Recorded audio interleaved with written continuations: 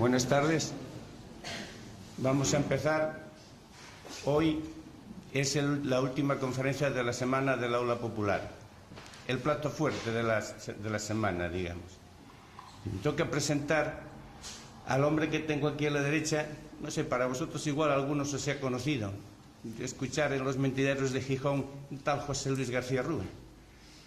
Bien, este hombre que tengo el honor de tener aquí al lado, que con 13 años ya escuchaba caer mientras asistía a clases de francés el ruido de las bombas, y que su maestro dijo que no suspendían el examen por más bombas que cayeran, porque no era ocasión de dejar de suspender un examen porque estuvieran bombardeando Gijón.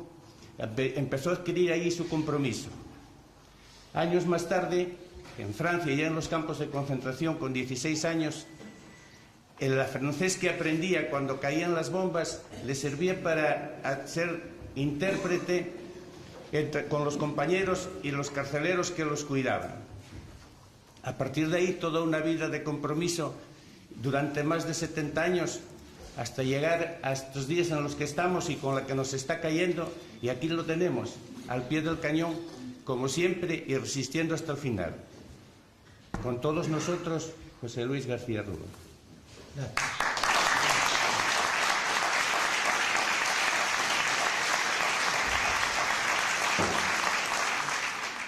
Tengo que hacer mención de los que nos dejaron últimamente, en el último año, y hacer mención, por lo tanto, de dos hombres extraordinarios y extraordinarios también amantes del aula popular.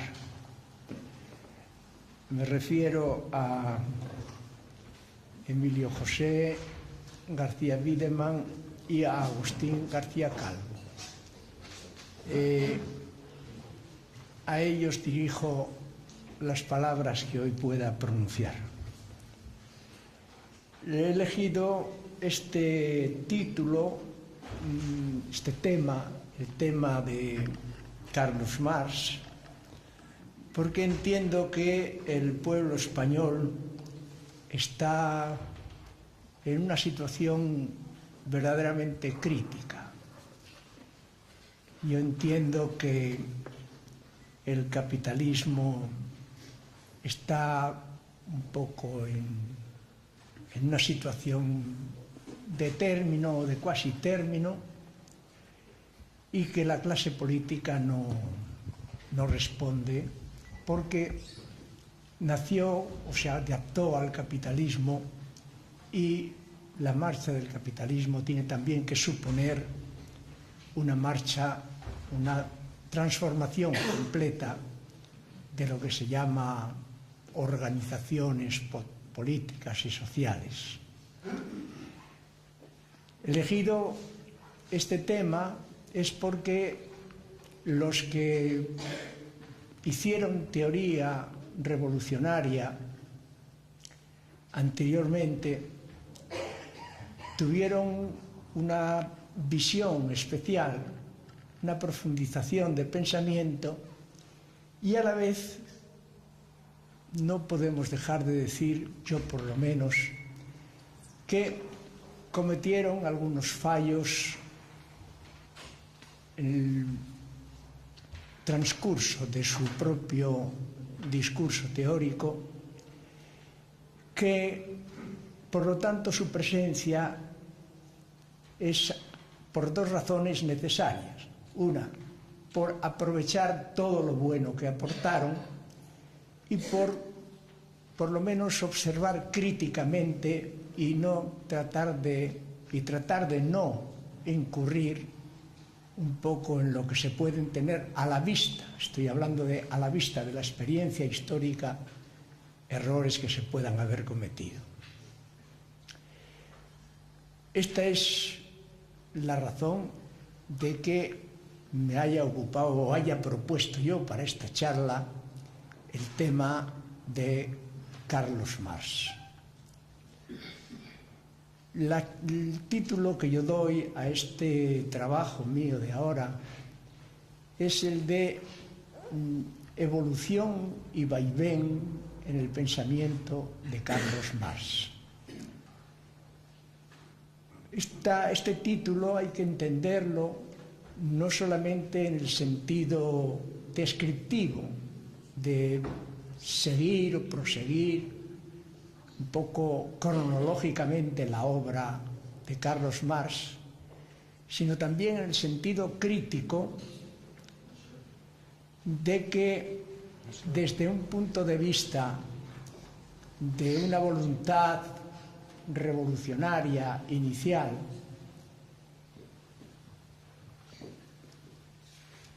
la evolución, propiamente hablando, no se mantiene sobre unos supuestos lógicos que traten de corregir pensamientos anteriores, tramos del discurso anterior del propio autor, sino que entiendo que es la variación, la vacilación y la inseguridad revolucionaria, de la voluntad revolucionaria, lo que va paso adelante y paso atrás, haciendo marchar, haciendo evolucionar el pensamiento de Carlos Marx. Por lo tanto, entiendo que la evolución tiene una relación muy estrecha con la propia vida del autor, y hay que tener en cuenta esta vida del autor, estas relaciones personales con determinados personajes, para sacar de ello consecuencias que el propio discurso teórico no nos soluciona. Y en cambio, tener en cuenta esas relaciones personales, lo que constituyó su vida personal, sí puede darnos alguna pista acerca de sus variaciones teóricas. Hay que tener en cuenta que un autor como Louis Althusser, en el año 1966, escribe una obra que se titula La Revolución Teórica de Carlos Marx. Y en esta obra, tratando los aspectos ideológicos y científicos del propio Carlos Marx, dice que hay propiamente dos Carlos Marx, un Marx ideológico y un Marx científico. Por supuesto, el que tiene por Marx valioso es el Marx científico, el Marx que escribe El Capital. Bien, yo con esta apreciación de Althusser no estoy de acuerdo. Primero, porque se trata de una visión tajante de Carlos Marx, un antes y un después que realmente no existe en el transcurso de la obra de Carlos Marx, y porque tampoco Althusser nos da razón de ese cambio y de lo que él llama corte epistemológico, coupure épistémologique en francés. Corte epistemológico quiere decir que sigue pensando de una manera y bajo unos presupuestos totalmente diferentes de aquellos que había tenido previamente. En cambio, entiendo que hay otro autor, Martin Nicolaus, que escribe una obra publicada en Anagrama en 1973, se titula El Marx desconocido, proletariado y clase media en Marx, escenografía hegeliana y método. Este es el título de la obra. En esta obra hace alusión a unos trabajos de Carlos Marx que no fueron publicados en la vida de Carlos Marx. Son los manuscritos correspondientes a los años 1857-1858, que supusieron 15 años de investigación económica, pero que al cabo no se publicaron, ni siquiera sus consecuencias fueron tenidas en cuenta para el desarrollo teórico, para los pasos del discurso del capital. Y esto necesita una explicación. En primer lugar, la opinión de Martin Nicolaus es que la obra publicada, en la obra publicada de Carlos Marx, no hay una especificación clara de la caída, de la destrucción del capitalismo, del fenómeno capitalista. Y que en cambio, en estos manuscritos sí se produce un tratado completo del capitalismo desde sus inicios hasta su final. Es decir, un nacimiento, un desarrollo y una muerte del capitalismo. Por lo tanto, le parece a Martin Nicolaus y a mí también una obra esencial para conocer el pensamiento de Carlos Marx. Ahora, la pregunta fundamental es ¿por qué no fueron publicados estos manuscritos, que solamente se publican en 1939 en la URSS, sacados de los archivos Marx-Engels, en un volumen muy grande, y más tarde fueron publicados en la Alemania comunista en 1953 con el título de Fundamentos de la crítica o para la crítica de la economía política, los famosos Grundrisse, los Grundrisse der Kritik der politischen Ökonomie, que es el título en alemán. Bien, esta es, como suponía, un fallo, un vacío necesario desde el punto de vista doctrinal. En 1912, Rosa Luxemburg trató de llenar este vacío escribiendo una obra que se titula La acumulación de capital. Una obra que, desde el punto de vista del marxismo, no todos los marxistas estuvieron de acuerdo con Rosa Luxemburg.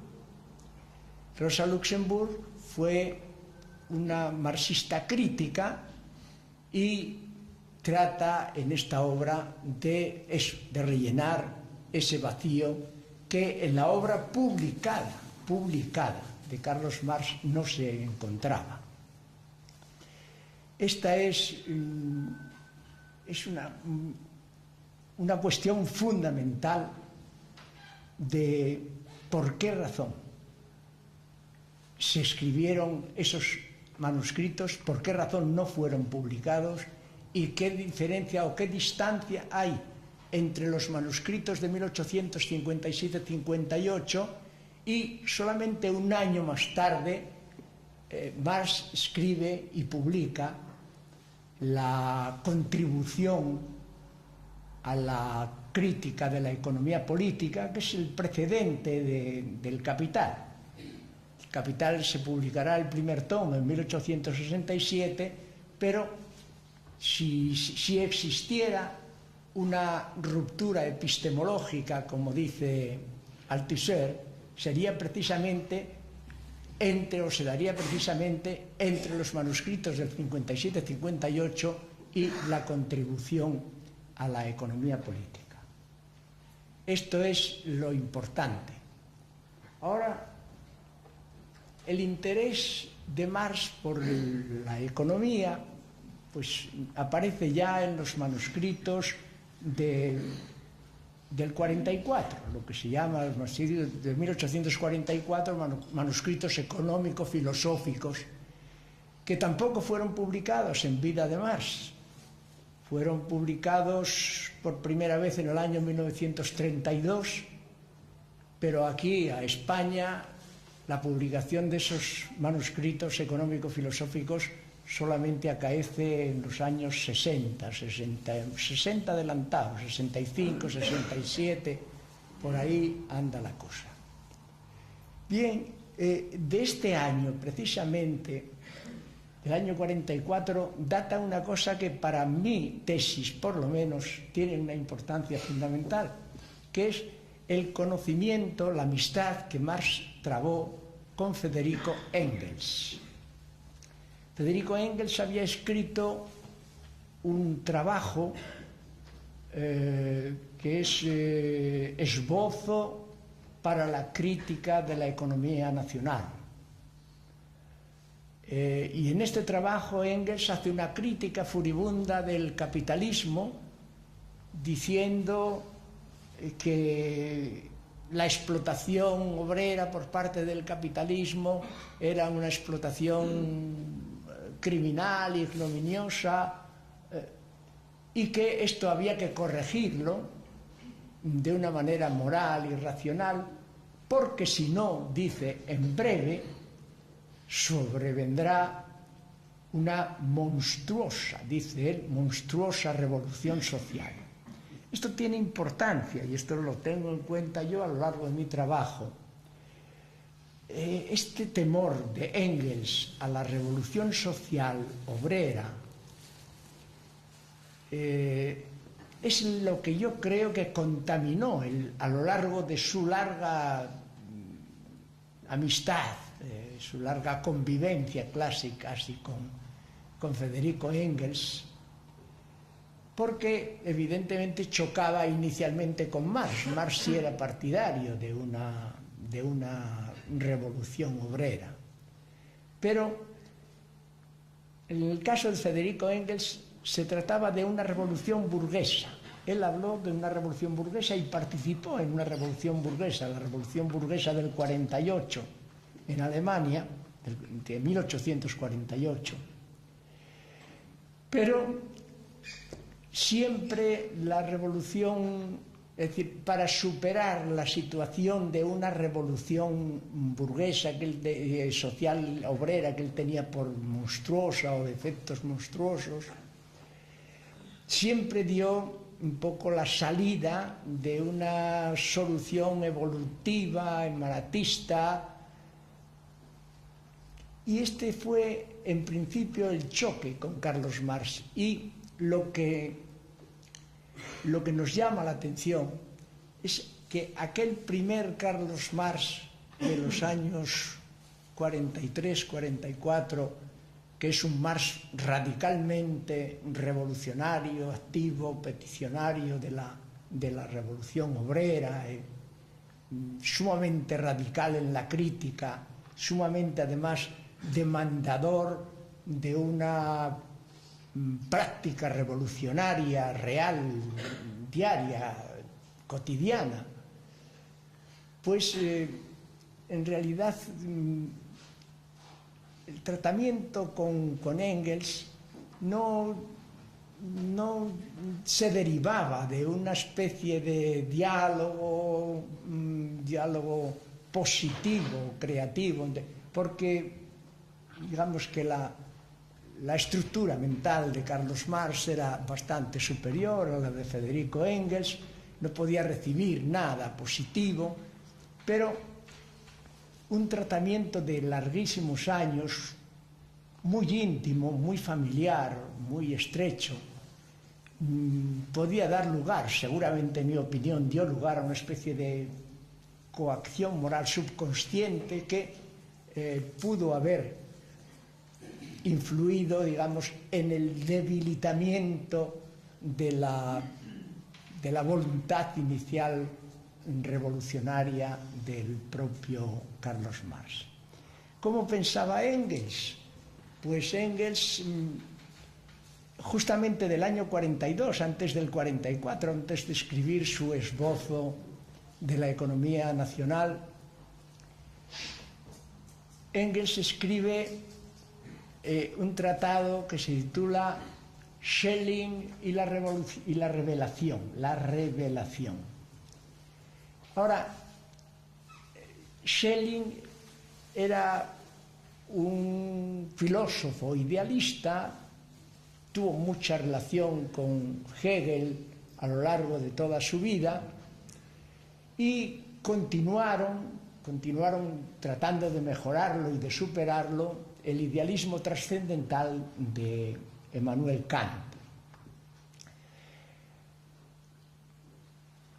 Ya desde Kant hay el interés de completar este idealismo trascendental con un estudio de o con una dedicación teórica a la vida práctica. Por eso Kant, que escribe la crítica de la razón pura, junto a ella escribe también la crítica de la razón práctica. Es decir, el mundo de lo práctico empieza a tener interés para ellos. Schelling, por ejemplo, que suscribía el idealismo trascendental, pues se aplica a los estudios de química y de biología, como Kant se había dedicado a los estudios de mecánica. Esta forma de racionalismo, que es un idealismo que quiere ocuparse de las cosas prácticas, pero que no llega, es decir, quiere servirse, por tanto, de un aspecto material del mundo, pero tratado desde un punto de vista ideal, desde un idealismo. Esto da lugar a una especie de idealismo travestido que yo entiendo que acompañó la vida de Engels constantemente y que dio lugar a que Engels llegara a hacer un poco un materialismo dialéctico en el que Marx no quería entrar. Marx quería atenerse al materialismo histórico, pero a pesar de que se negó Marx a seguir y a tener en cuenta, en fin, esa universalización que Engels pedía en un tratado suyo que se llama La dialéctica de la naturaleza, donde sigue la filosofía de la naturaleza del propio Hegel, es un dato manifiesto de que no podía haber entre el Marx primitivo de voluntad revolucionaria cabal, no podía haber, digamos, un entendimiento claro y natural con aquella posición de Engels. Ahora, ¿cuáles fueron los comienzos de la acción revolucionaria de Carlos Marx? Hay tres obras iniciales que son fundamentales. Del año 43 escribe primeramente la crítica del derecho público en Hegel, donde dice que las diferencias civiles tienen poca importancia porque los ricos y los pobres eran políticamente iguales a partir de la Revolución Francesa. Se corrige unos meses más tarde en la cuestión judía, diciendo que lo que realmente tiene poca importancia es la política, y lo que tiene más importancia, y no se puede olvidar de ninguna manera, son las diferencias sociales en el seno de la sociedad. Y unos meses más tarde, ya entre el invierno inicial del año 43 y el invierno subsiguiente del año 44, escribe la crítica de la filosofía del derecho en Hegel, donde ya toma una posición claramente y decididamente revolucionaria. En primer lugar, las diferencias sociales son contradicciones de la propia naturaleza, de la propia sociedad, y el Estado, aquel Estado vanagloriado, exaltado por Hegel, es un Estado que pretende ser el cielo en la tierra, es un Estado absolutamente falso. Entiende Marx que un Estado de clase, un Estado clasista, no puede cumplir de ninguna manera la función de Estado como cumplimiento de la eticidad de la especie humana. Es decir, que si el Estado, según Hegel, era ese instrumento que daba paso a la realización de la eticidad del hombre, el Estado clasista era justamente lo contrario. Critica la filosofía y dice que las palabras deben dejar de existir en el sentido filosófico de la palabra. Eso representa un enmarañamiento del pensamiento que oscurece la verdadera realidad, y que por lo tanto la verdadera historia será tomada en mano por unos hombres de acción que acabarán justamente con todo eso. Esto representará una clase, dice él, que es una clase de dentro de la sociedad, pero que no pertenece a la sociedad civil. ¿Por qué? Porque tiene que ser una clase universal porque es la clase del sufrimiento. De manera que aquí ya está involucrada, por decirlo así, el sentido internacionalista del movimiento, el sentido de la igualdad universal de los hombres. Esta sería un poco la iniciación revolucionaria en el campo teórico de Carlos Marx. Ahora, en el campo revolucionario activo, en la calle, por decirlo así, el arranque revolucionario de Marx, que va a dar lugar al materialismo histórico, en realidad está basado en su contacto con Feuerbach, con Ludwig Feuerbach. Porque es Ludwig Feuerbach el crítico más acérrimo y más cabal de la dialéctica hegeliana, el crítico de los aspectos religiosos de la filosofía de Hegel, y es aquel, digamos, representa para Marx una especie de verdadera revolución, y en él se apoya para iniciar su arranque verdaderamente revolucionario. Ahora, hay dos personajes que funcionan al lado de Marx muy primariamente en los años 44, incluso antes del 44, que son Arnold Ruhe y Moses Hess. Tiene importancia sobre todo este Moses Hess porque tuvo un largo contacto con Marx. Moses Hess militó con Marx en la Liga de los Justos, militó con Marx en la Liga Comunista también. Chocó con Marx porque Marx apoyó, y en esto estoy casi seguro que fue por la influencia de Engels, apoyó la revolución burguesa, y el llamado socialismo verdadero en Alemania entonces no podía concebir que un pensamiento que trata de transformar la sociedad de manera radical, como era el socialismo verdadero, pudiera dar su ayuda a una revolución burguesa. Chocó entonces y después ya rompió definitivamente con Marx por la acción de Marx en la Internacional, en la Asociación Internacional de Trabajadores. Imputó a Marx un comportamiento antiético y rompió con él.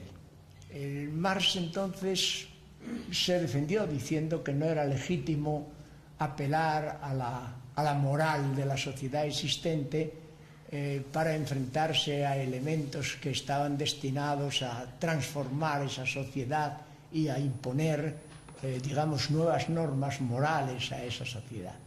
Lo que ocurría era que el socialismo verdadero entendía que los valores éticos son valores absolutos, y para Marx no tenían este carácter absoluto los valores éticos, y entendían los socialistas verdaderos que si se llegaba a imponer un socialismo que no tuviera conciencia del carácter absoluto de los valores éticos podía transformarse en una forma autoritaria de gobierno que repetiría los mismos errores de la etapa capitalista burguesa. Eso es lo fundamental. Sin embargo, Moses Hess siempre fue un admirador total de Carlos Marx, ¿no? Decía que Carlos Marx representaba el pensamiento más profundo y la ironía más consistente. En una carta de Moses Hess a un amigo suyo, refiriéndose a Carlos Marx, dice: imagínate a Voltaire, a Rousseau, a Dolbach, a Lessing, a Heine y a Hegel, todos ellos no solo juntos, sino fundidos en una sola persona, y tendrás al doctor Marx. O sea que la admiración de Moses Hess por Marx no daba lugar ninguna a duda. Marx tiene entonces 23 años. De manera que en este aspecto no podemos decir que haya lugar a ninguna cuestión interna solapada por parte de Moses Hess. Bien, en el año 44 tiene lo importante desde el punto de vista teórico que sucede en Carlos Marx es su amistad con Proudhon, con Pierre-Joseph Proudhon. Aquí es donde, digamos, lo que había sido hasta entonces una especie de Marx libertario y que podía coincidir en muchos aspectos con el propio Proudhon, empiezan a desgajarse, y es donde yo, desde mi punto de vista, se empieza a ver claramente la influencia negativa de Engels en el pensamiento de Marx. Marx decía de Proudhon que era el hombre llamado a llevar el socialismo utópico al socialismo científico. Y desde ese punto le alababa en gran medida. Pero Marx tenía la idea de formar un grupo intelectual europeo que dirigiera prácticamente a la clase obrera europea y, por lo tanto, universal. En este sentido, en abril del año 1846, escribe una carta a Proudhon proponiéndole formar parte de ese grupo, un grupo, dice él, destinado a investigaciones de carácter científico y a ejercer una especie de vigilancia sobre los escritos populares acerca del socialismo, etc. En el mayo siguiente, Proudhon le contesta diciendo que no tiene ningún inconveniente en pertenecer a ese grupo, pero le pone en antecedentes de que él profesa un antidogmatismo casi total, casi absoluto en el orden económico. Y por otro lado, también el propio Proudhon le dice que hay que tener cuidado de no crear nuevos dogmatismos y, sobre todo, que ese tribunal no se convierta en una especie de jefatura de una nueva intolerancia. Bien, esto, junto a una defensa moderada que Proudhon hace de Karl Grün, que era enemigo de Carlos Marx en la emigración, levantó la ira de Carlos Marx, y Marx realmente entró en un proceso que yo entiendo que se salió propiamente de sí mismo y escribió entonces estaba Marx con Engels en la emigración en Bélgica, y desde allí escribe él la miseria de la filosofía en respuesta a una obra que había escrito Proudhon, que era el sistema de las contradicciones económicas o filosofía de la miseria. Filosofía de la miseria Proudhon, miseria de la filosofía en Marx. Esto indica un poco ya, digamos, el aspecto activo puesto en marcha de la fuerza irónica del propio Marx. Bien, en esta obra, que es una obra que tiene, desde mi punto de vista, muchos defectos, y creo desde el punto de vista marxista también, que es efecto más bien producida en gran medida por el estado de excitación mental en que se encontraba Marx. En esa obra, que arremete fuertemente contra Proudhon, sobre todo por una razón. En fin, entre las muchas cosas que critica de Proudhon, critica que Proudhon no concedía al trabajo el carácter de valor. Proudhon decía, si se concede al trabajo el carácter de valor, es simplemente en atención a las potencialidades que hay contenidas en el trabajo, no porque el trabajo sea una verdadera mercancía. Y dice más, dice en ese sentido, el hablar del valor del trabajo es una expresión metafórica. Y esto enciende un poco la ira de Proudhon, de Marx, quiero decir, cómo llamar expresión metafórica al valor del trabajo. Sin embargo, hay en la obra de Carlos Marx, no solamente en El Capital, sino en otros lugares de la obra de Marx, hay muchas referencias, es decir, muchos pensamientos del propio Proudhon en la obra del sistema de las contradicciones económicas que son tomados, son aceptados, pero sin mencionar al propio Proudhon. De manera que Marx, por ejemplo, en El Capital, respondiendo a esta cuestión de Proudhon sobre el valor del trabajo, en El Capital, en la página me parece que es 270 de la edición del Capital publicada en el Fondo de Cultura de México, dice, el valor del trabajo es una expresión imaginaria de algo que es material, que es el proceso productivo, etcétera, etcétera. Pero daros cuenta que critica a Proudhon por decir que el valor del trabajo es una expresión metafórica, y él dice en el Capital que el trabajo o el valor del trabajo es una expresión imaginaria. De manera que se trataba más bien de una polémica interna momentánea, pero hay en realidad muchas cosas comunes,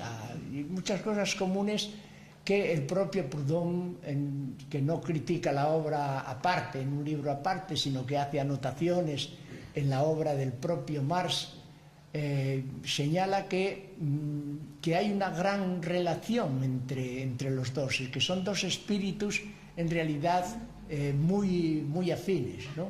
Hasta el extremo de que Proudhon dice lo que debe pensar el autor es que yo pienso, Marx piensa lo mismo que yo, los dos pensamos lo mismo, pero yo lo he escrito antes que él, y eso lo que el lector tiene que deducir es que el propio Marx, después de haberme leído a mí, en fin, lamenta el haber pensado como yo. hay una gran semejanza y sobre todo yo la semejanza para mí la busco en un hecho material clave, y es que desde el punto de vista de la valoración de lo político, en la obra La miseria de la filosofía, Marx dice como objetivo la política es funesta, es rechazable, e incluso es un error como método. De manera que si rechaza la política como finalidad y rechaza la política como método, indudablemente hay una gran proximidad entre Proudhon y Marx. Bien, estamos en el año 47. La filosofía de la miseria de Marx es del año 47. Y en el año 47 hay otra obra importante de Carlos Marx. Marx en esa época pertenece ya a la Liga Comunista y escribe el Manifiesto Comunista. Bien, aquí es importante señalar que el propio Moses Hess, del que hablamos antes, había escrito Las consecuencias de la revolución proletaria, donde ya había adelantado algunas ideas del partido, algunas ideas del manifiesto comunista. Pero sobre todo, en Carlos Marx, aunque hay algunos datos, digamos, que nos hacen pensar que estamos un poco en la antesala de las condiciones objetivas, que va a ser lo que posteriormente valorará Carlos Marx. En realidad el manifiesto comunista es en un 90% largo un manifiesto verdaderamente revolucionario, y en él se defiende ya al individuo no solamente, o mejor dicho, trata de defender al individuo sacando al individuo de las definiciones abstractas de que venía siendo objeto por parte de la burguesía. Es un individuo concreto, un individuo viviente, real, y dice Marx, que la sociedad posterior a la revolución que se haga será una sociedad donde el individuo, donde la realización personal del propio individuo es la condición esencial de la realización generalizada de todos los individuos. O sea que, aunque en el manifiesto comunista aparece ya el concepto de clase y posteriormente en el pensamiento de Marx el concepto de clase va a anular al concepto de individuo, en el manifiesto comunista están los dos conceptos sin que haya realmente una contradicción entre los mismos. De manera que estamos en el año 47, y las dos últimas obras de los años 40 son del año 48 y del año 49. En el año 48 está Proletariado,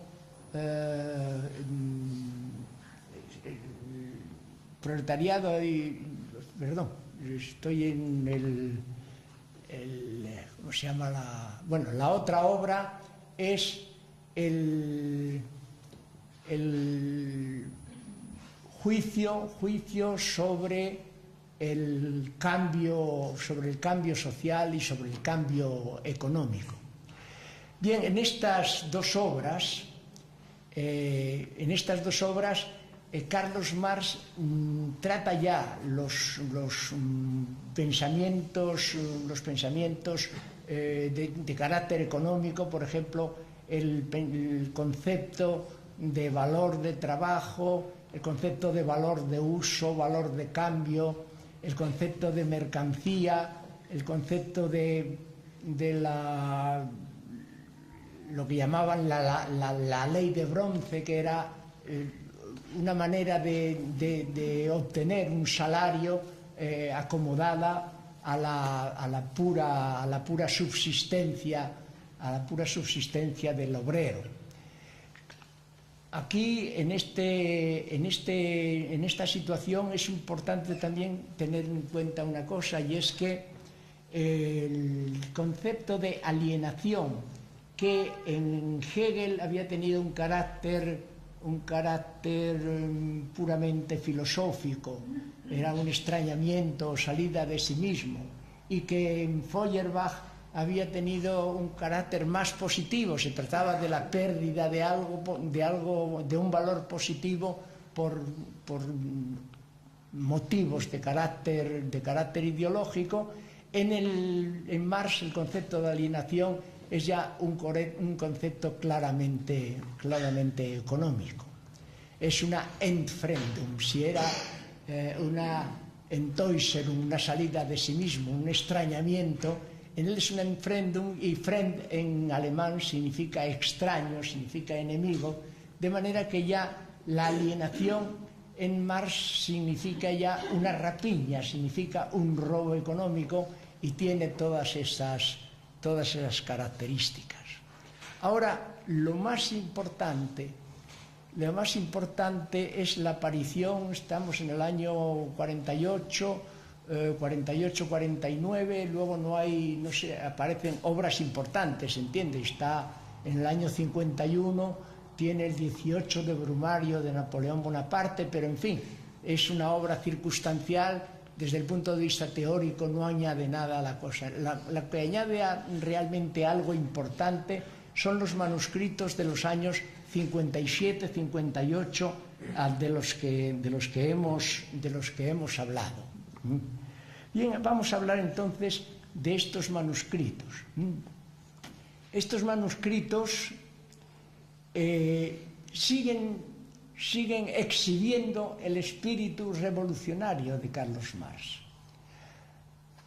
Y lo siguen exhibiendo a pesar de que a partir de los años 50 Marx ya no cree en la inmediatez de la revolución. Ya a partir de los años 50 Marx se sale de la Liga de los Comunistas, y Marx empieza a criticar abiertamente al comunismo. El comunismo, o los comunistas, para él son hombres que están llevados por un espíritu subjetivo, voluntarista, que no responde a la realidad. Un espíritu voluntarista y subjetivo que se enfrenta a las condiciones objetivas de su propio pensamiento, y por lo tanto está en contra de esa situación. Esto es una situación personal nueva en Carlos Marx, que en realidad tiene su origen en el fracaso que tuvo la revolución del año 48 en Alemania, en la que él tomó parte juntamente con Engels. La revolución del 48 supuso pues prácticamente el fracaso de todo lo que ellos llamaban el Vormärz. Es la revolución burguesa que se enfrentaba a la Confederación Nacional del Norte alemana, que era una confederación regida por Prusia, y que en realidad detrás de todos ellos estaban los Junkers, estaban los grandes latifundistas prusianos. Bien, esta revolución acaba naturalmente fracasando. No fracasa en un día, fracasa en un tiempo más continuado, pero no llega al año y acaba totalmente fracasando. Marx entonces vuelve otra vez a la emigración, y todos los hombres que se habían aprestado a esta revolución prácticamente quedan un poco desamparados, desasistidos moralmente del pensamiento revolucionario. Curiosamente, en esto hay que tenerlo en cuenta, porque esta este acercamiento de Marx a la revolución burguesa, este entender por Marx que la revolución burguesa era necesaria como una etapa anterior a la revolución proletaria, algo que él había recibido de un historiador, de Wilhelm Schultz, que hablaba del carácter necesario del desarrollo histórico. No se compadecía muy bien con la marcha de los asuntos revolucionarios en Francia.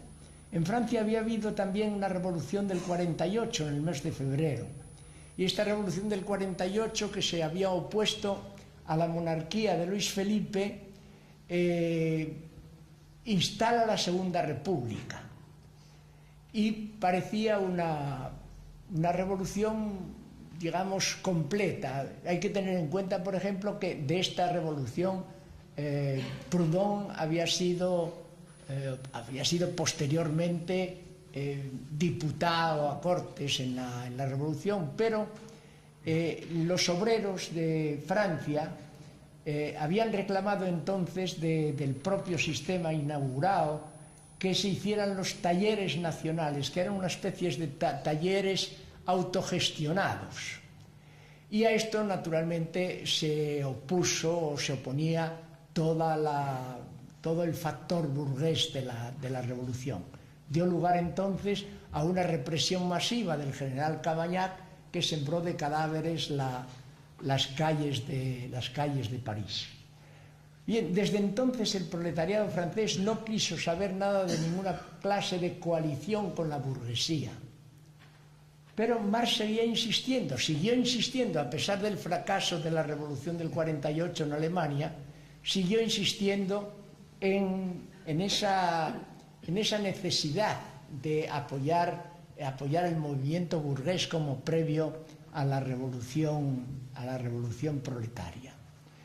Esto es lo que va dando lugar después a la negativa de Marx a la creencia de que la revolución pueda tener un carácter inminente y a toda la crítica de la que acabo de hablar realizada sobre el comunismo y el Partido Comunista en general. Y en esto hay que tener en cuenta una cosa, y es la labor de Engels. Pensar que Engels estima que entre la burguesía y el proletariado no debe haber un antagonismo, o, en todo caso, dice, el comunismo está por encima del antagonismo entre el proletariado y la burguesía. Naturalmente, esto desde el punto de vista revolucionario era absolutamente inaceptable. Engels decía que él había ganado para el comunismo a una cantidad grande de cabezas burguesas y que pensaba seguir haciendo proselitismo en el campo burgués. Bien, todo esto naturalmente llevaba a un reconocimiento racional de que ello suponía un aburguesamiento del propio comunismo.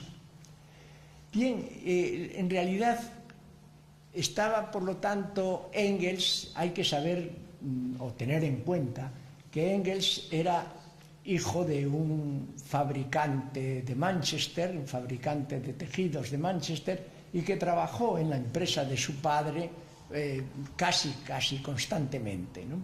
Por lo tanto, aunque en aquella obra a la que me referí primeramente criticaba la forma de explotación del capitalismo sobre la clase obrera, en realidad lo que sería un poco la posición que hoy puede ocupar Susan George y otros elementos por el estilo, que son críticos del capitalismo pero que no son anticapitalistas, es decir, que se trata de una reforma del capitalismo en el sentido de humanizarlo algo, pero manteniendo el sistema como estaba. Y él entendía la cosa de esta manera, lo que suponía entonces que no daban importancia a la lucha de clases. Y esto es fundamental, esto sí que va a influir realmente en el propio pensamiento de Carlos Marx. Esta lucha de clases, por influencia con Engels, va dejándose sentir cada vez menos valorada en el pensamiento de Carlos Marx, y llega a convertirse prácticamente en una pura palabra, en fin, algo que tenga un valor latente, una entidad latente, más que un hecho real. Por ejemplo, esto aparece sobre todo cuando Marx empieza a querer dar el paso a lo que podríamos llamar el método científico de su pensamiento. Bien, en un momento en que trata de definir si la economía política puede ser una disciplina científica o no, dice que la economía política tratada por los burgueses no puede ser nunca una ciencia. No puede ser nunca una ciencia, dice, porque ignora, primero, trata al capitalismo como si el capitalismo no tuviera alternativa de ninguna clase, y segundo, ignora un componente fundamental del capitalismo, que es la clase obrera. Y entonces añade todavía algo más concreto. Dice, la economía política solamente puede ser una ciencia mientras la lucha de clases sea latente y se exprese solamente en casos excepcionales. Esto es importante. Daros cuenta entonces que diríamos, bueno, entonces la lucha de clases, ¿para qué sirve o qué es? Es decir, da la impresión de que para Marx entonces, para afirmar su labor como investigador científico de la economía política, necesitaba que la lucha de clases tuviera un carácter latente y se expresara solo excepcionalmente. Bueno, supone entonces que, desde luego, no tiene la lucha de clases como algo que sea reconocido como un hecho real y activo, sino como una palabra, algo que necesitamos para referirnos a ella. Y se refiere a ella porque sin ella para Marx no hay economía, no hay economía científica, o no hay carácter científico de la economía política. De manera que esta es una cuestión fundamental, la pérdida, el alejamiento del concepto de la lucha de clases por parte de Marx.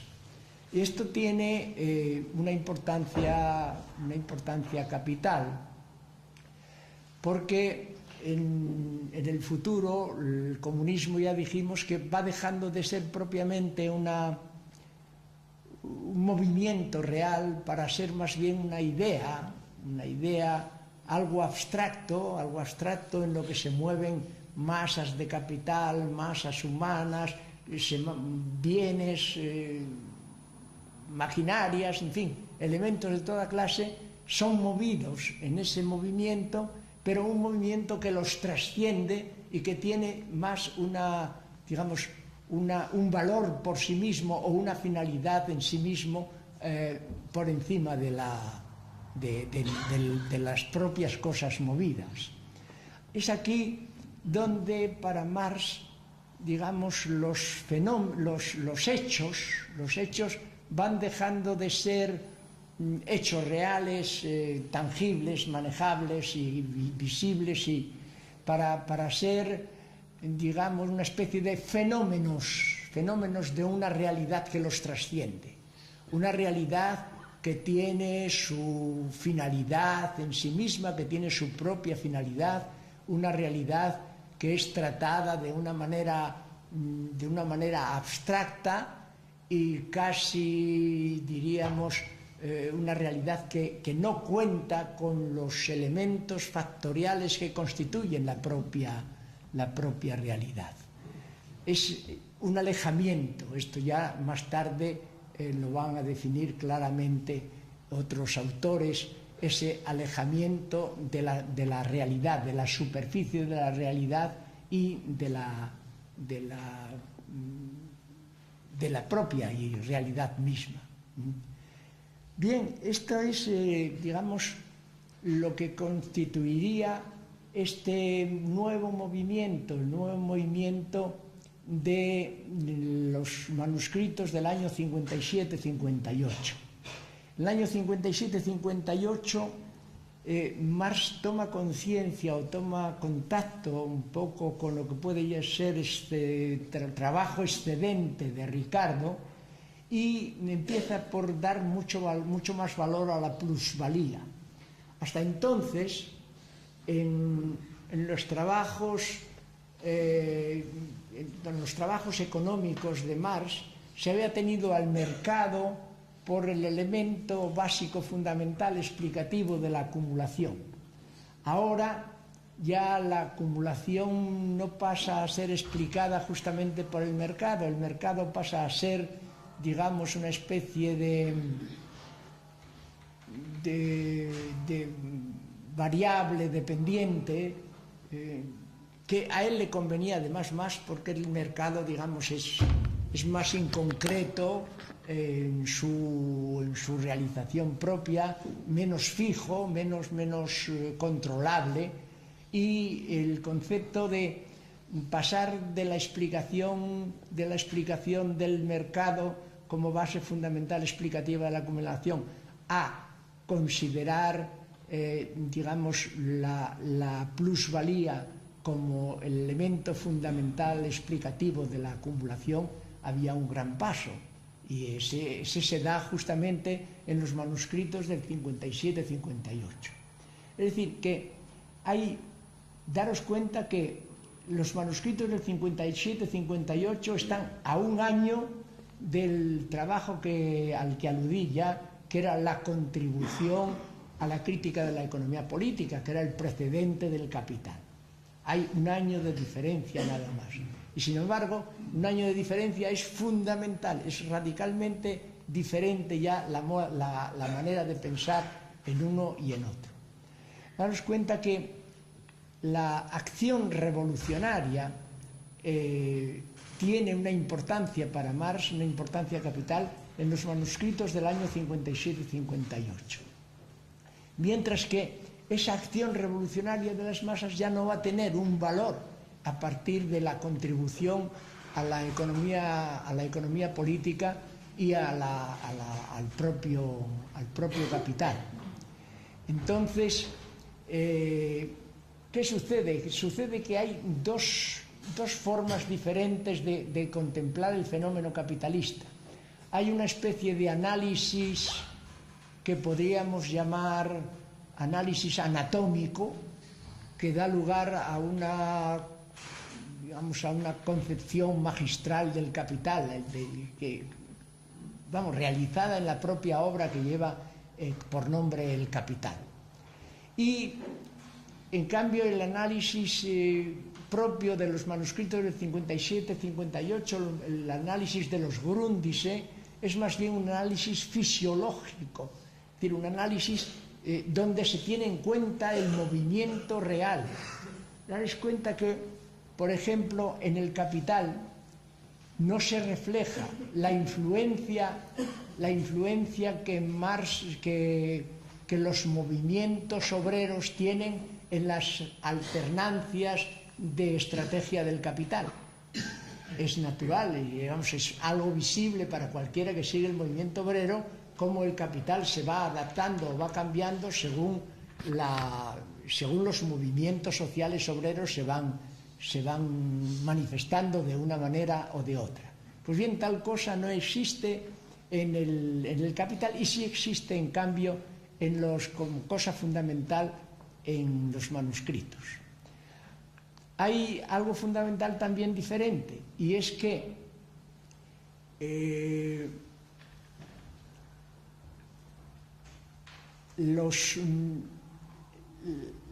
la percepción monetaria anterior que Marx había tenido en cuenta era la ley de bronce que le venía un poco de la actividad teórica de Rodbertus, por un lado, y que coincidía enteramente con el concepto de ley de bronce que tenía, por ejemplo, Fernando Lassalle, que era un enemigo político suyo dentro del pensamiento socialista alemán. Pero la idea era más todavía, es decir, mientras Lassalle entendía que los salarios de los obreros debían mantenerse en un nivel de consumo estricto de subsistencia, Marx decía más que eso todavía. No solamente tienen que mantenerse, sino que ese nivel, en vez de mantenerse como tal, es decreciente, o sea, va siendo cada vez más bajo. Esa es la posición que últimamente además va a seguir manteniendo incluso en el Capital. Pero en los manuscritos del 57-58 dice una cosa importante. Dice, el Capital no estará maduro para la revolución hasta tanto los obreros no hayan superado el nivel de consumo por encima del nivel de subsistencia o del grado de subsistencia, e incluso del goce del trabajo excedente como una necesidad general. Esto es importantísimo, es decir, que tiene en cuenta entonces la actividad de la clase obrera como mejoradora de su situación. Y también de esta época es otra afirmación en la que dice que es contra Malthus, por ejemplo, que es una idea absurda la de creer que el trabajo excedente solamente puede ser consumido por los sirvientes y no pueda ser consumido por la propia clase trabajadora. Es decir, que así como en el Capital no se tiene en cuenta los efectos que la lucha trabajadora tiene en los cambios de estrategia del capital, aquí en lo que podríamos llamar análisis fisiológico frente al análisis anatómico, sí se tiene en cuenta fundamentalmente eso. Claro, la razón es que se ha dado paso, es decir, ha tomado contacto con la teoría del excedente de Ricardo, ha sustituido el mercado. El mercado deja de ser ya la base fundamental explicativa de la acumulación para ser, digamos, el productivismo en general, y esto es una acentuación de lo que podríamos llamar el economicismo en la teoría de Carlos Marx. Bien, daros cuenta que todo esto sucede en el año 58, esos manuscritos no se publicarán, quedarán en la penumbra hasta 1939, como dije, pero por otro lado, estos manuscritos tienen una importancia fundamental en el desarrollo de la teoría revolucionaria de Marx. Sin embargo, un año más tarde, como os decía, en la contribución a la crítica de la economía política, Marx dice que el capital solamente sucumbirá cuando por sí mismo se agote. Es decir, que toda aquella no apreciación de la acción obrera, etcétera, etcétera, que pudiera transformar activamente el capital, etcétera, pues pasa a no tener importancia, y el capital debe desaparecer cuando por sí mismo se agote. Y dice más, dice una frase, dice: ningún orden social desaparece hasta tanto no se han desarrollado todas las fuerzas productivas contenidas en él o potencialmente contenidas en él. De manera que, según esto, y desde el punto de vista propiamente obrero, pues vamos a echarnos a dormir hasta que el capital desaparezca por sí mismo, se agote y tal. Y quiere decir que desde el punto de vista de la acción revolucionaria hay un cambio radical entre los manuscritos de 1857 y el capital, y vamos, la contribución a la economía política y el capital mismo. Esto es, digamos, una distancia fundamental. Aquí es donde hay que explicar, o habría que explicar, esto ya necesitaríamos más tiempo para justificar si es el concepto de acumulación mismo el que le permite a Carlos Marx decir que el capitalismo se va a agotar por sí mismo una vez que haya una concentración muy grande de capital, y que esa concentración muy grande de capital en forma de monopolio suponga un empobrecimiento absoluto de la clase trabajadora. Esto para él sería el dato definitivo a partir del cual se produciría. No dice tampoco cómo se produce ni cómo se produciría, dice que este es el momento del cambio cualitativo, pero no dice de qué manera. Es decir, si ha de haber una revolución, una acción revolucionaria, de eso no habla en absoluto.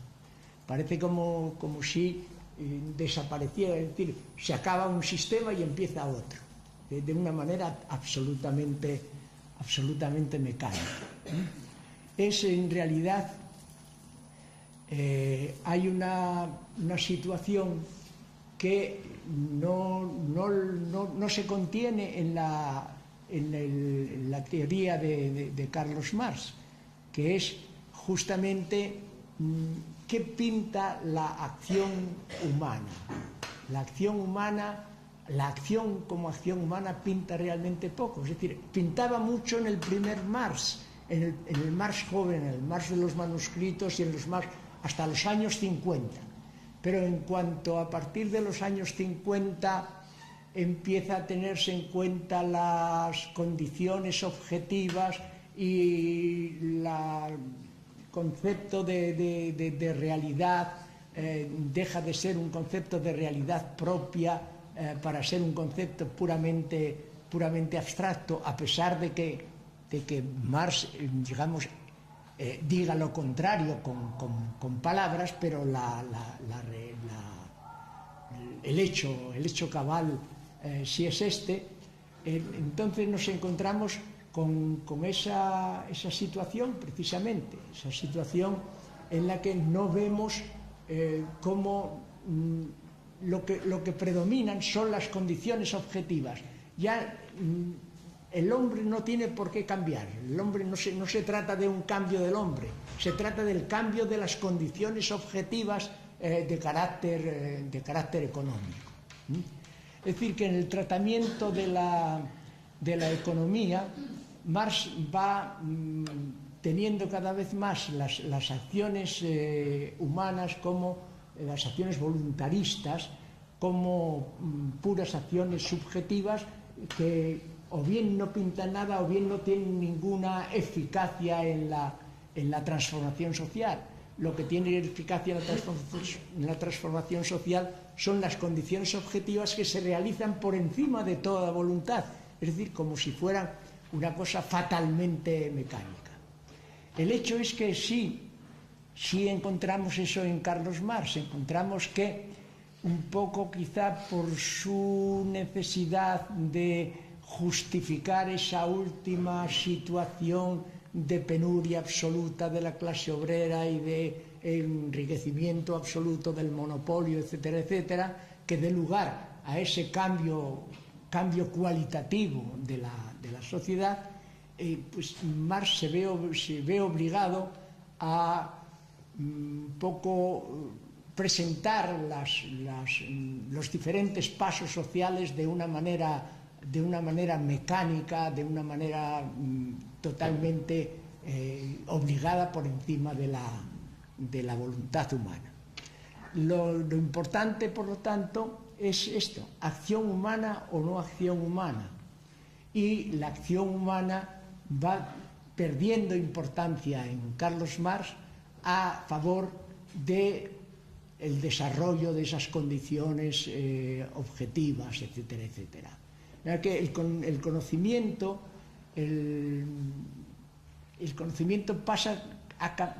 cambia completamente en la posición de Carlos Marx. Lo que había sido, digamos, un conocimiento con base en un conocimiento real, con base en una práctica revolucionaria, pasa a ser un concepto de conocimiento obtenido por reflexión con arreglo a una metodología de carácter científico y con arreglo a esto, pues esa metodología, como es ya de carácter científico y en fin, es de valor absoluto, es, por decirlo así, infalible, ¿no?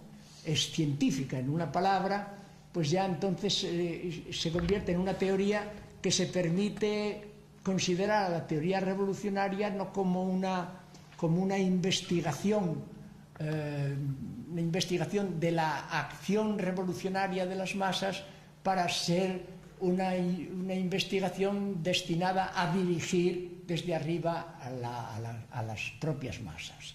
Es decir, lo que suponía dejar de convertir a las masas en sujeto revolucionario para convertirlas en un objeto revolucionario manejado por un pensamiento exterior a ellas, lo que supone necesariamente una cosificación de las propias. Bien, a todo esto llega Marx como consecuencia de su convencimiento absoluto de que la teoría debe ser una teoría de carácter científico, que la metodología debe discurrir por estos cauces, de que de lo que se trata no es, y esto es importante, no se trata de adaptar ya la realidad, de adaptar la realidad a la idea, sino de adaptar la idea a la realidad. De manera que cambia completamente la posición, digamos, la labor humana empieza a ser cada vez menos activa y menos valedera, y lo que importan son esas condiciones objetivas que se van desarrollando. Esto es lo que, desde el punto de vista del método, le hace a Marx volver al hegelianismo de manera abierta. Bien, Marx y Hegel nunca, aunque en la segunda edición del primer tomo del Capital, Marx dice que su método no solamente es diferente, solamente es distinto del de Hegel, sino que es contrario al de Hegel. Seguramente dice esto porque habrá tenido unas críticas a la propia publicación del primer tomo, pero en realidad la vuelta a Hegel es una cosa manifiesta en el propio Marx, y que, por ejemplo, Georgi Lukács, por ejemplo, exalta y no solamente reconoce, sino también lo exalta, ¿no? Y esto lo hace por una razón. Esta vuelta a Hegel la hace porque, para huir del cuantitativismo de Ricardo, que en último término reconocía el valor de cambio como una relación puramente cuantitativa, y él necesitaba, en la detección del propio valor, necesitaba el concepto de esencia. Entendía que para alcanzar el concepto de esencia necesitaba un nuevo método, y que Hegel le ofrecía este nuevo método. En realidad, con el nuevo método hegeliano, lo que se hace es acentuar, digamos, el economicismo en Marx. Y no solamente el economicismo, sino el determinismo economicista. De manera que esta es la situación. La situación es que la economía llega a ser para Marx lo mismo que era el espíritu para Hegel. Es una entidad digamos, abstracta que va recorriendo la historia y que para él recorre la economía. La economía lo dicta todo, los cambios económicos son determinantes de la persona, los cambios económicos son determinantes de los cambios sociales o de la estructura social, etcétera, etcétera. Y en la medida en que todo esto así, lo que va aminorándose cada vez más es el factor humano. Es decir, que aquel Marx humanista de los primeros tiempos va dejando paso a este Marx científico que va, digamos, eliminando el valor progresivamente de la persona humana para conceder el valor sobre todo a estas condiciones objetivas que por sí misma y de manera fatal se van desarrollando. De manera que el método es fundamentalmente un método hegeliano, el que acaba prevaleciendo en el escrito del Capital, del Capital y de la contribución a la economía política. Y es realmente, digamos, una gran pérdida para el pensamiento revolucionario de Carlos Marx. Este método da lugar también a cuestiones problemáticas en el propio Marx, porque Marx, siguiendo Hegel, entonces niega el concepto de sustancia. Esto le obliga a aceptar el autoproceso de desarrollo. Por lo tanto, la manera de pensar puramente aristotélica desaparece. En Hegel tiene que desaparecer y desaparece de hecho. En cambio, en Marx, por un lado, está la posición dialéctica heredada de Hegel, y por otro lado está también, digamos, esporádicamente la atención que presta al juicio de carácter aristotélico. Hay una mezcolanza de factores y de medios que también oscurece la propia doctrina de Marx y se da lugar a contradicciones. Por ejemplo, respecto al concepto de propiedad, Marx empieza aristotélicamente negando que la propiedad, la cualidad se entiende, ¿no?, sea, digamos, algo nacido de una relación, sino que influye en esa relación. Por tanto, la propiedad o la cualidad tiene un carácter esencial, que es una esencia propia. Hay un libro de J. Celeny, que es La estructura económica del Capital, en la que coincide con otros investigadores de Marx, Struve, Mankiewicz y otros tal, que coinciden también en valorar esa prestación de atención de Marx a la forma aristotélica del pensamiento, a la forma de juicio aristotélico. Pero a la vez señalan las contradicciones que hay, porque mientras en una parte de Marx encontramos que la propiedad tiene una esencia propia y por eso puede influir en relaciones, en otras partes de Marx aparece que la propiedad es producto de una relación entre los hombres y sus trabajos, ¿no? Entonces hay un verdadero embrollo de planteamientos, como consecuencia de estas dos maneras, de estas diferentes metodologías de las que Marx se sirve. Otra cosa en la que coinciden estos autores, me refiero a Celeny, Struve, Mankiewicz y estos, es que Marx se aparta de la realidad, de la superficie de la realidad y del decurso de la realidad, y que pasa a justificar idealmente las necesidades internas de esa realidad. Y por lo tanto sería ya un Marx que pretende, por un lado, atender a la realidad y atender a los hechos reales y a los hechos en sí mismos como tales, y por otro lado está digamos, su apartamiento de ellos, que además el propio Marx justifica en una parte no recuerdo de si es, me parece que es en parece que es en los propios manuscritos del 57 o posteriormente, no lo recuerdo bien esto, pero el propio Marx indica que esa separación entre la realidad y lo que piensa es el producto de una cabeza pensante, dice él, que no hace nada más que interpretar el mundo de la única manera que puede ser interpretado. Es decir, que la abstracción es algo normal, a lo que hay que atender o en lo que caemos siempre, pero naturalmente hay una diferencia entre una forma de abstracción que sigue teniendo en cuenta el contacto con la realidad y una forma de abstracción que se aparta completamente de la realidad y empieza a operar por sí misma. De manera que esto es también importante. Otra cosa, también yo no quisiera extenderme mucho, pero vamos, ya que esto voy a pasar unos minutos para que haya coloquio. Me refiero al determinismo económico en Marx, ¿no?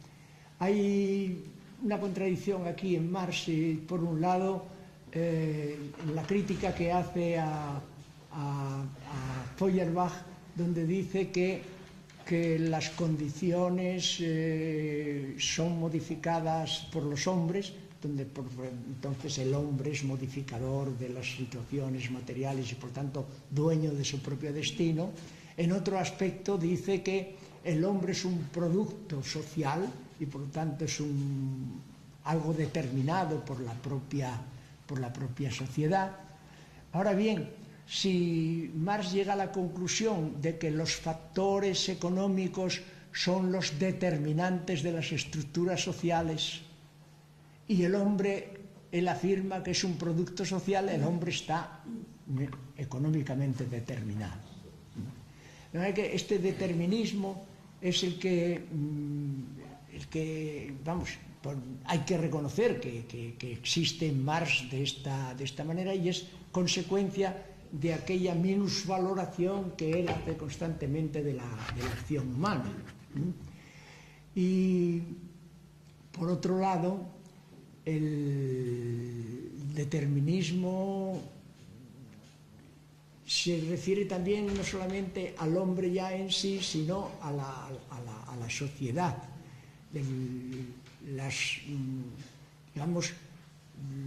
Las condiciones sociales o las fuerzas productivas determinan las relaciones de producción y las relaciones de producción determinan la estructuración social con todo lo que conlleva en el orden superestructural, ¿no? Bien, entonces hay determinismo económico, es decir, la superestructura ideológica que es en la política, la cultura, los sentimientos, etcétera, etcétera, son un efecto de la economía, de la base económica. Por tanto, la base económica no solamente condiciona, sino que determina la superestructura ideológica. Bien, esto ya en este año, en este siglo, la gente ya no, en este siglo y anterior, ya en el siglo XIX, no lo acepta, vamos, porque hay suficientes razones para ver que la superestructura ideológica, la política, el pensamiento, la cultura, etcétera, etcétera, influye en la base económica y la determina en ocasiones, etcétera, etcétera. Bien, entonces ante esto, Marx ha muerto en 1883, se trata de ver qué responde Engels a todo esto. Engels dice entonces, bueno, que sí, que en aquella época estaban Marx y él tan metidos en la cosa que no tenían tiempo a ver la razón de la existencia de algunas realidades que pudieran colaborar con la economía en la superestructura ideológica, ni siquiera desde la superestructura ideológica en la base económica. También dice que muchas teorías políticas, culturales, sociales, religiosas, en ocasiones pueden ser la causa de determinados movimientos históricos. Bueno, pero no satisfacen las respuestas de Engels, porque no son respuestas propiamente a lo que se le pregunta. Y entonces ya se decide a dar una respuesta explicativa y dice que la base económica, la infraestructura económica determina la superestructura ideológica, pero que una vez establecida y hecha y construida la superestructura ideológica, a su vez reinfluye en la base económica, transformándola. Y a esto Max Weber le dice, bueno, ¿y eso por qué no puede decirse al revés? ¿Por qué no puede decirse que la base económica determina la superestructura ideológica determina la base económica, y que esta, una vez establecida y a su vez reinfluye en la... Claro, a esto Marx, Engels no sabe responder. En fin, los marxistas posteriores no entendían que esto no era una respuesta, la respuesta de Engels no era una respuesta marxista, no la aceptaban y seguían ateniéndose un poco a la posición primitiva. La superestructura ideológica es creada por la base económica y tenían que añadir algo nuevo. La base económica se cambia a sí misma, por ejemplo, en el caso de Lukács, lo cual ya daba lugar a duda, ¿no? Por qué Marx no había sido nunca partidario de la identidad de los contrarios, y para llegar a esta afirmación lukácsiana había que afirmar justamente la identidad de los contrarios, ¿no?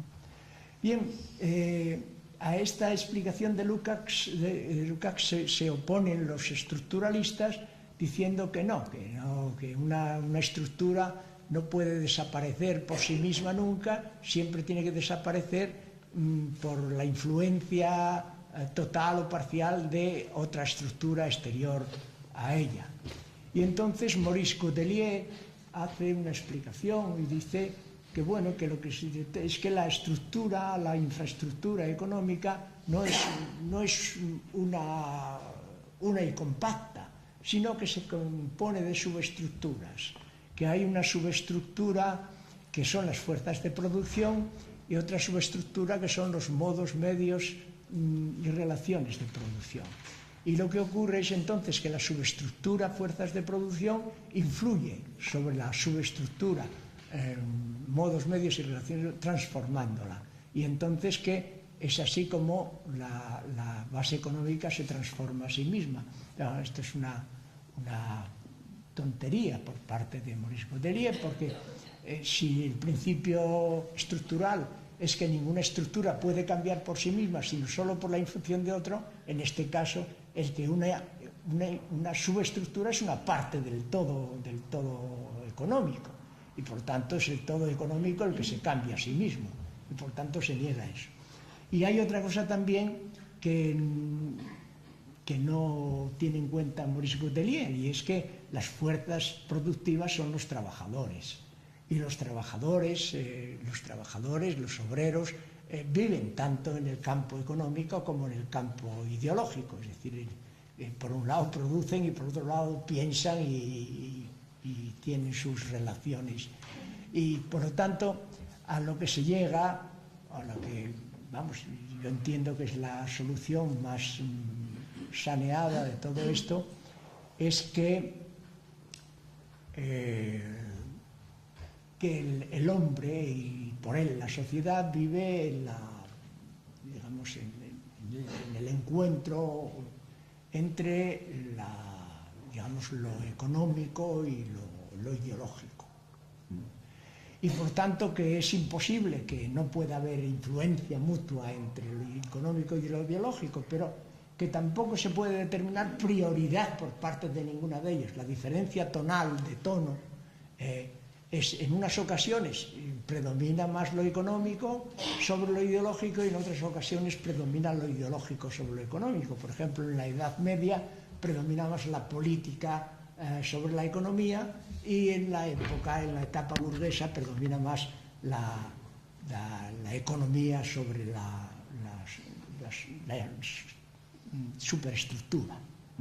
Que esta es lo que yo entiendo que es la situación, y ahora, si me lo permitís, damos paso al coloquio. Bueno, se abre el turno de preguntas. Si alguien quiere hacer alguna aportación o preguntar algo. Tenemos 3 ediciones del manifiesto, ¿no? En el manifiesto queda expresado claramente 3 ediciones del manifiesto social se realiza a través de la lucha de clases.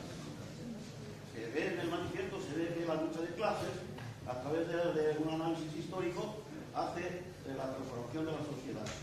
Pero en ese manifiesto hay 3 ediciones. La segunda edición contradice algunas de las cuestiones que se afirmaban en la primera. Y en la tercera edición hay también una contradicción de afirmaciones que se hacían en las anteriores. Y yo llego a la conclusión que todo eso cambia porque cambian las condiciones objetivas, y las condiciones objetivas no pueden ser nunca deterministas. Las condiciones objetivas las transforma el ser humano, las transforma el movimiento obrero. O sea, las condiciones objetivas son transformables a través de la acción humana. Ese es el tema que yo entiendo, ¿no? Y después quería otra cosa más. Es que después de las ideas revolucionarias, más o menos cambiantes y demás, viene después una realidad. Viene la revolución. O sea, se experimenta. El marxismo se pone a través de la Revolución Soviética, por ejemplo. O sea, Lenin hace una interpretación de Marx para llevar a cabo la Revolución Soviética. Es una experiencia histórica, ahí está, ¿no?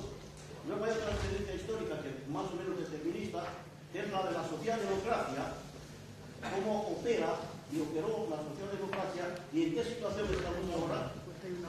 Porque yo creo que hay unas condiciones objetivas que no tienen nada que ver con los anteriores, que están totalmente, o sea que la acción cambia las condiciones objetivas. Las ediciones del manifiesto son ediciones ¿de qué fechas? Bueno, en el 847 fue la primera, ¿no? Sí. 2 años o 3 después, hacia el 50. ¿Cuánto? Hay una segunda edición. En el 50. Esto está analizado por un socialista español que llevo yo por la Zapoitia, y en él analiza las 3 ediciones del manifiesto. La acción humana cambia las condiciones al mismo tiempo que también el ser humano sufre también organizativamente y socialmente profundos cambios también. Las transformaciones de las que me hablas se acomodan a los cambios de los que yo hablé del propio Marx a lo largo de su propia vida. Es decir, que si en vida de Marx se hacen ediciones de obras anteriores y quiere acomodarlas a la nueva situación, hay que tener en cuenta también cuál fue el cambio de pensamiento en del propio Marx, ¿no?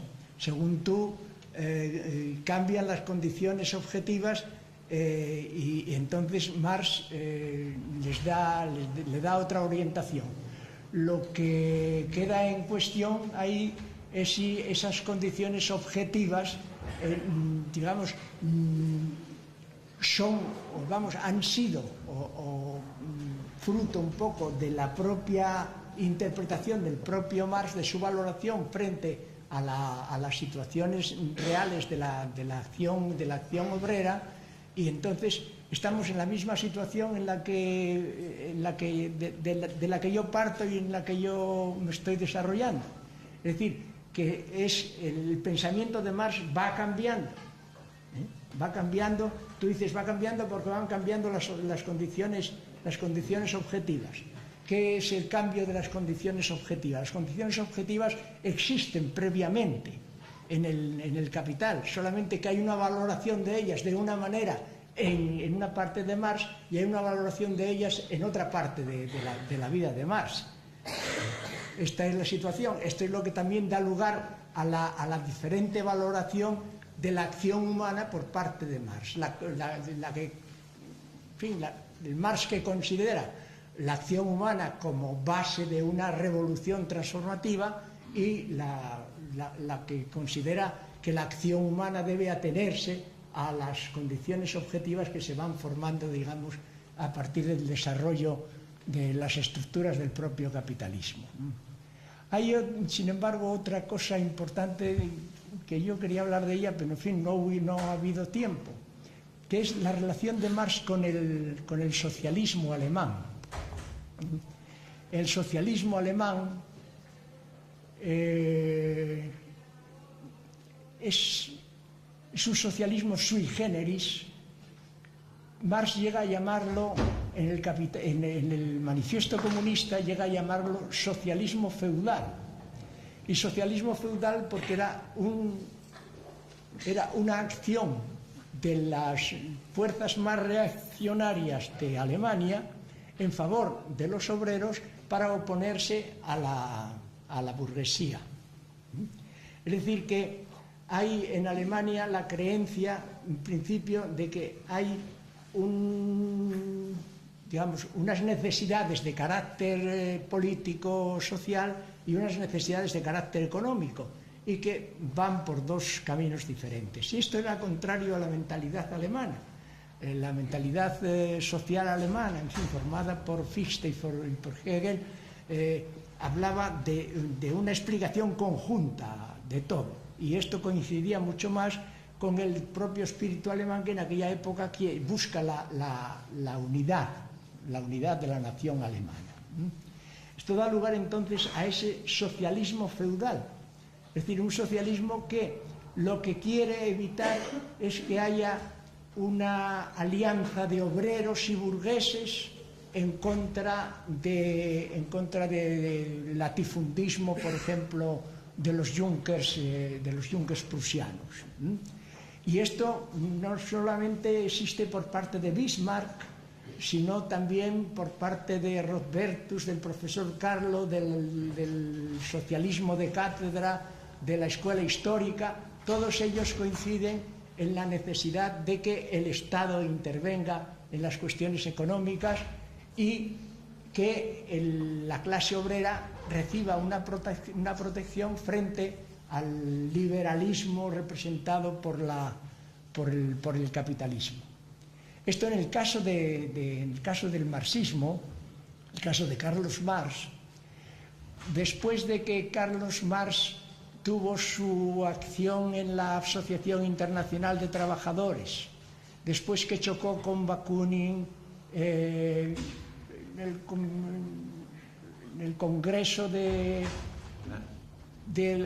antes del Congreso de La Haya, ya en el Congreso de Basilea, ya triunfa la posición bakuninista de la colectivización de los medios de producción, a la que era contraria él, y lo que da lugar a que después haga la conferencia de Londres y para ello tome contacto con los socialistas alemanes para tener una fuerza superior y poder echar prácticamente de la Asociación Internacional de Trabajadores a Bakunin y compañía. Hay una cosa importante ahí, y es que la acción de Engels y de Marx en esa tarea busca no solamente la eliminación del sector bakuninista, sino que lo que busca es el cambio de estatutos, y cambia el artículo 8 por el cual la clase obrera debía de participar ya en los parlamentos, meterse en la política, etcétera, etcétera.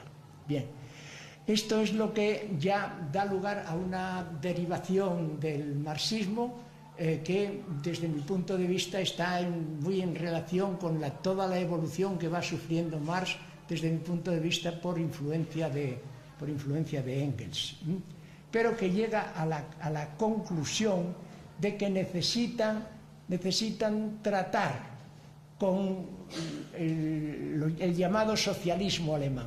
Por supuesto, cuando se habla del socialismo alemán no se habla del socialismo verdadero, con el que ya había ruptura porque los socialistas verdaderos alemanes no querían ninguna clase de contaminación de carácter político.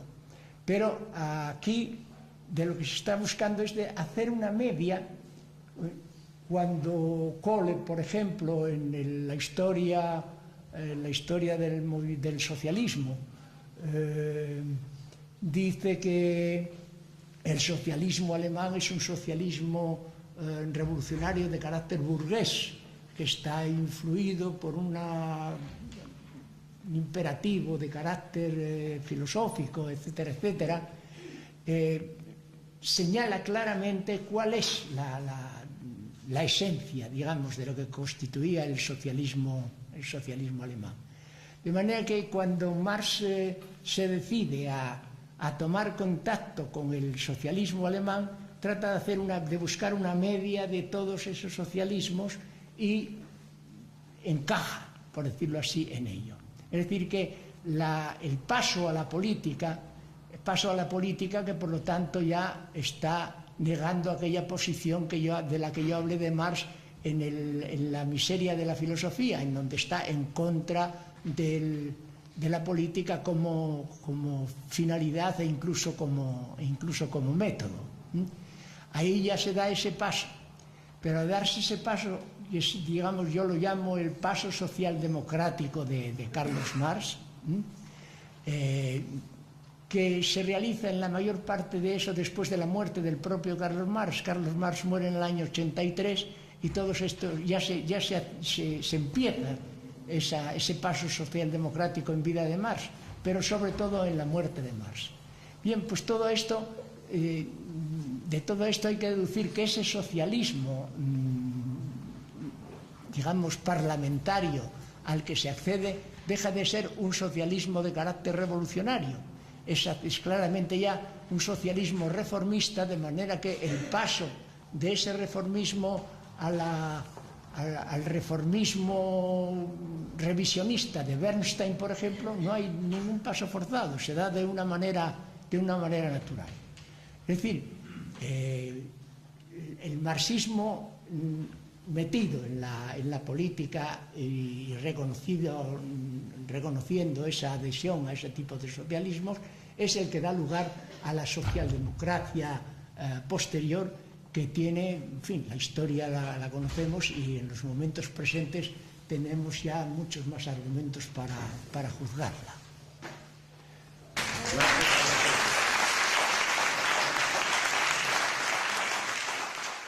La experiencia histórica, errores que se puedan haber cometido.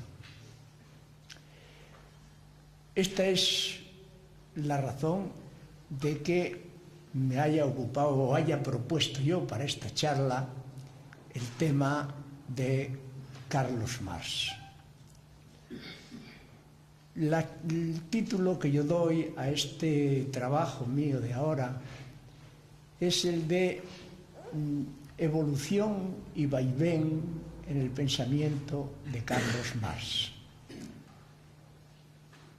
Este título hay que entenderlo no solamente en el sentido descriptivo de seguir o proseguir un poco cronológicamente la obra de Carlos Marx, sino también en el sentido crítico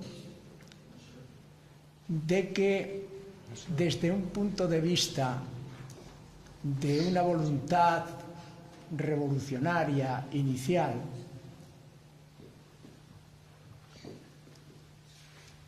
la evolución, propiamente hablando, no se mantiene sobre unos supuestos lógicos que traten de corregir pensamientos anteriores, tramos del discurso anterior del propio autor, sino que entiendo que es la variación, la vacilación y la inseguridad revolucionaria, de la voluntad revolucionaria, lo que va paso adelante y paso atrás, haciendo marchar, haciendo evolucionar el pensamiento de Carlos Marx.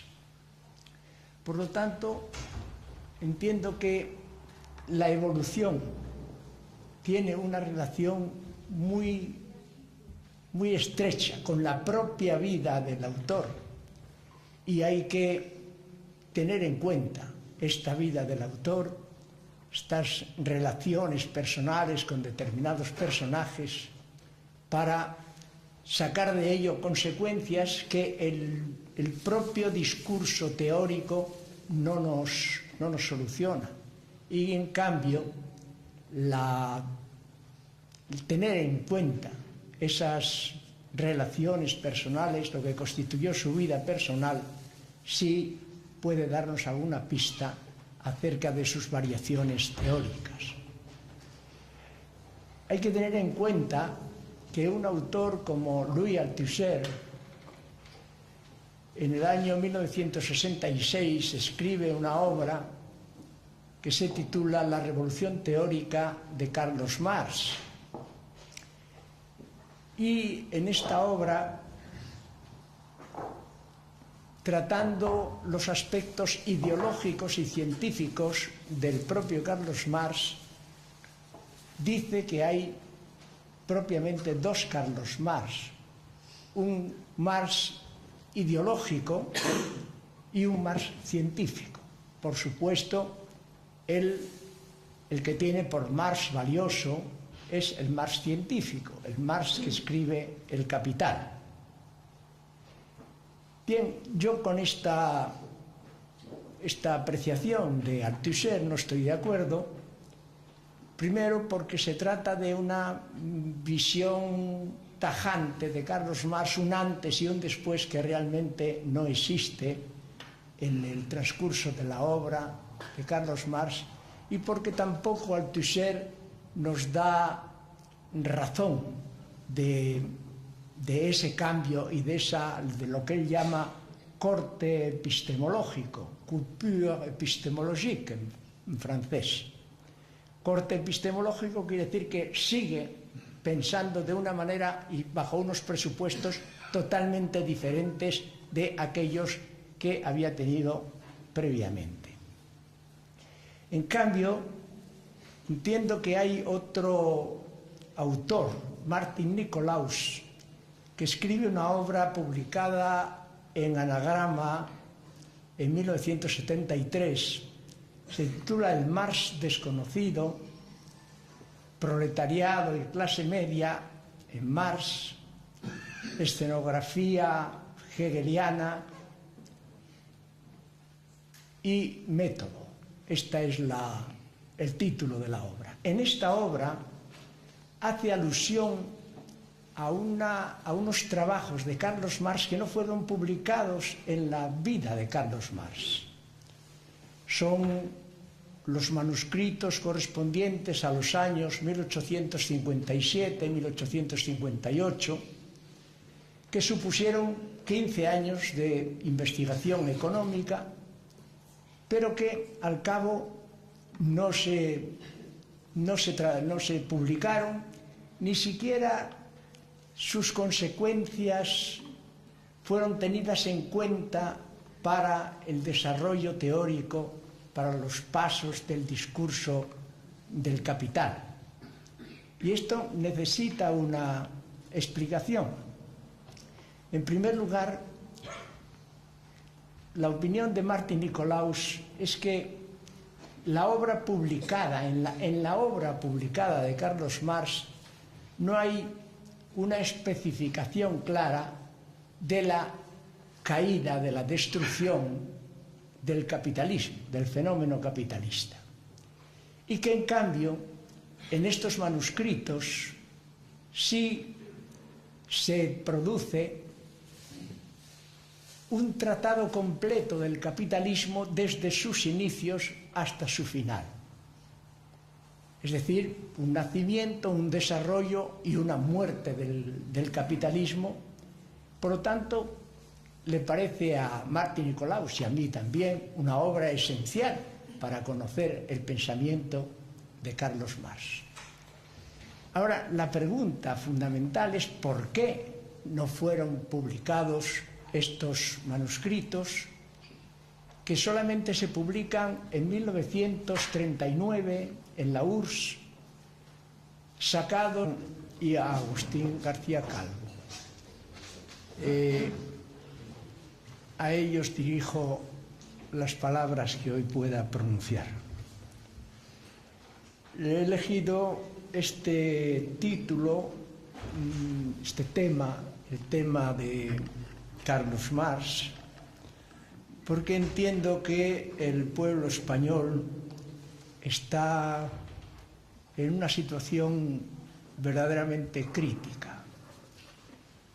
Yo entiendo que el capitalismo está un poco en una situación de término o de cuasi término y que la clase política no responde porque nació o se adaptó al capitalismo y la marcha del capitalismo tiene también que suponer una marcha, una transformación completa de lo que se llama organizaciones políticas y sociales. Elegido este tema es porque los que hicieron teoría revolucionaria anteriormente tuvieron una visión especial, una profundización de pensamiento y a la vez no podemos dejar de decir, yo por lo menos, que cometieron algunos fallos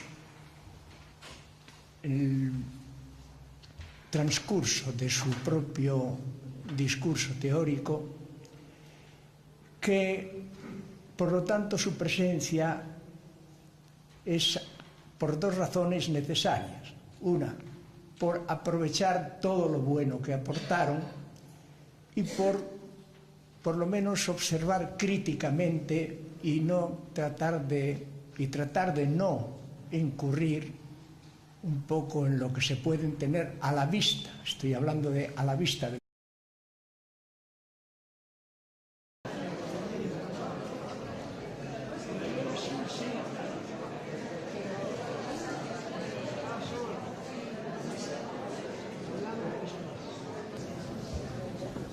Buenas tardes.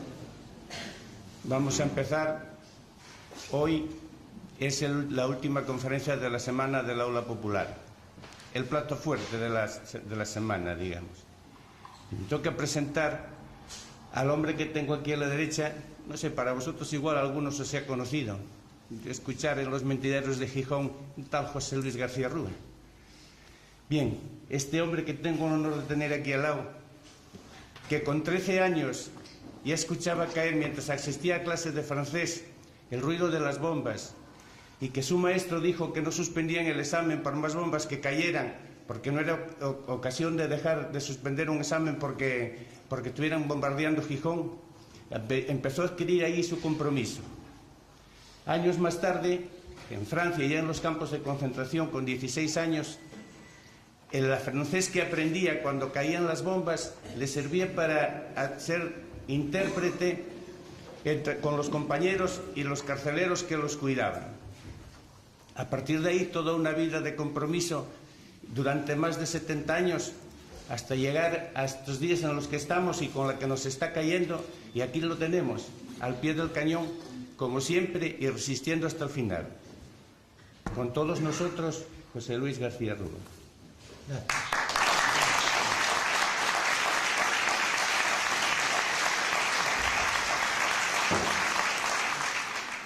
Tengo que hacer mención de los que nos dejaron últimamente, en el último año, y hacer mención, por lo tanto, de dos hombres extraordinarios y extraordinarios también amantes del aula popular. Me refiero a Emilio José García Wiedemann